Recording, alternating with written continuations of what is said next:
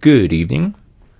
It is March 12th. My 7-day roguelike submission is in, for better or for ill, and I wanted to do a quick little postmortem chat with what I submitted.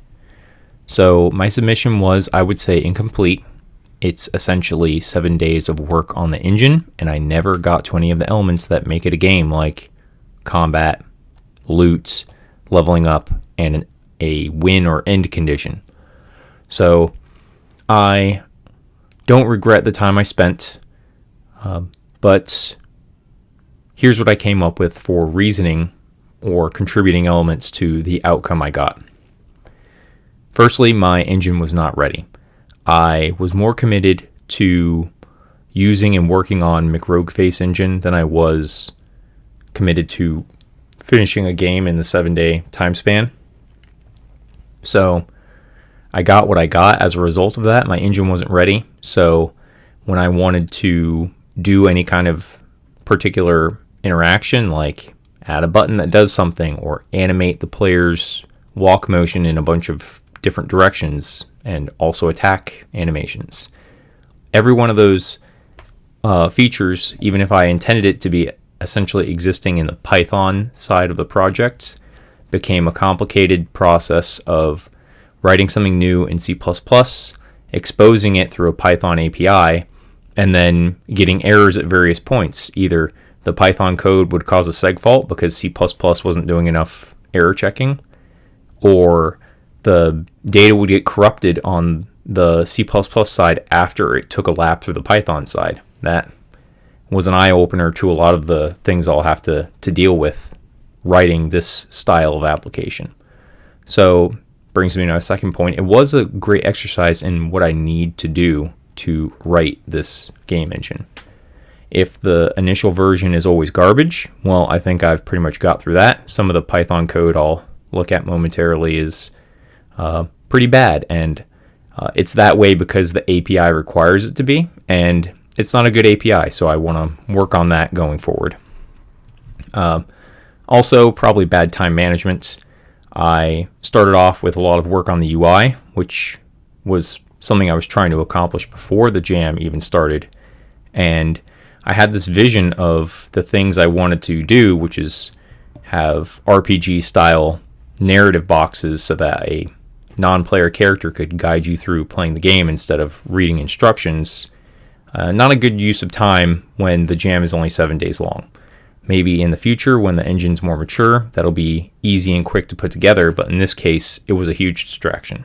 So, my Python code was also bad, but I do have, looking back through my week, a lot of green check marks.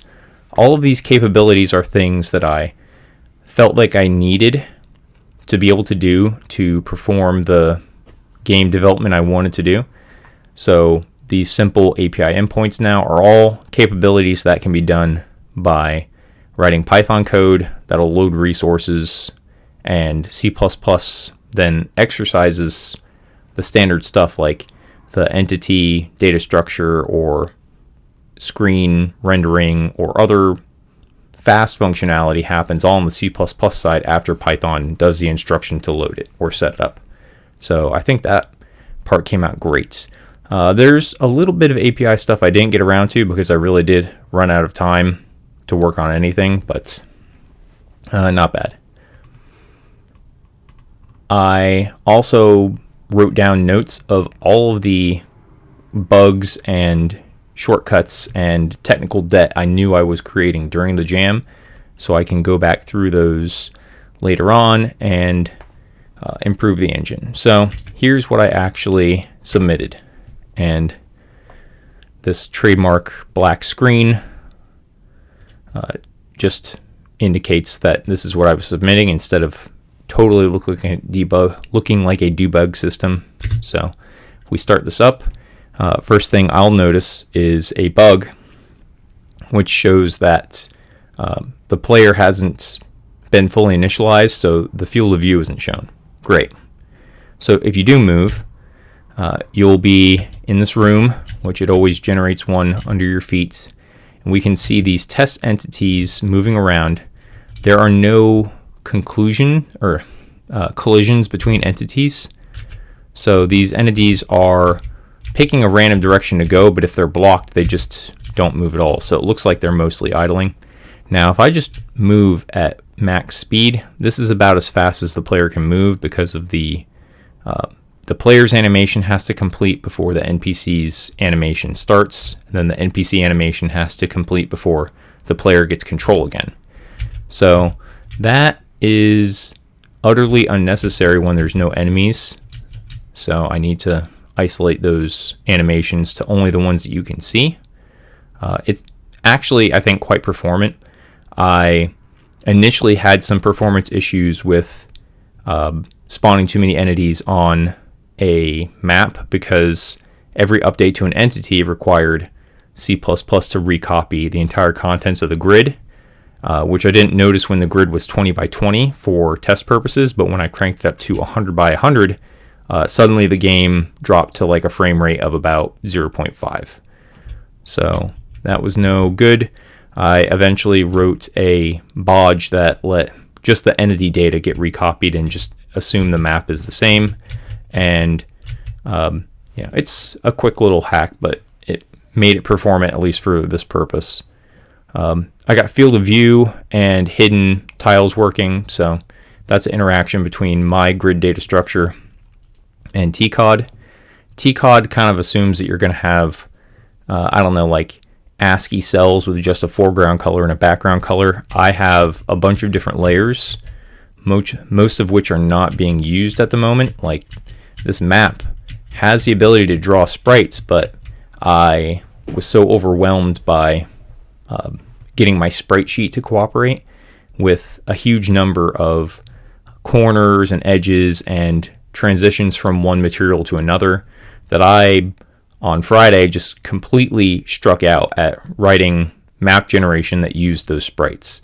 So I think it was burnout, it was time pressure, and I was just tired at that point, and I was having a really hard time engaging with more new concepts and information to keep programming forward. So you can regenerate the map, which if you're lucky enough to still be near a room, then you can look at an additional map there. And if you go to the read execute print loop, you get dropped into a Python shell.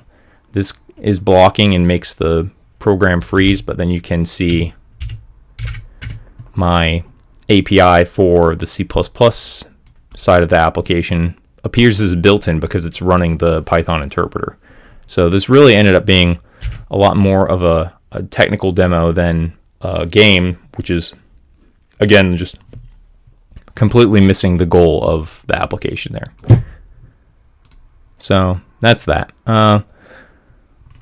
Lots of bugs, but going forward, I did schedule a jam that I'm hosting on itch.io to celebrate the kind of development that I'm doing. I don't expect to get a lot of followers or fellow joinees, but I think it's cool to just give myself a badge that the stuff I'm throwing on itch as checkpoints in my progress to make new development will be available as submissions to a jam. So I'm calling it Eng Jam, which is anything to be submitted under your own game engine. So obviously I'm almost more interested in engine development than I am game development.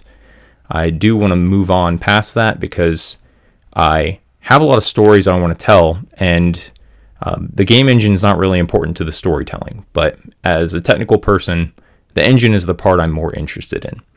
So this August, after I take a good long break, handle some home improvement, do a bunch of other cool stuff, probably involving robots, I'm going to circle back to game development.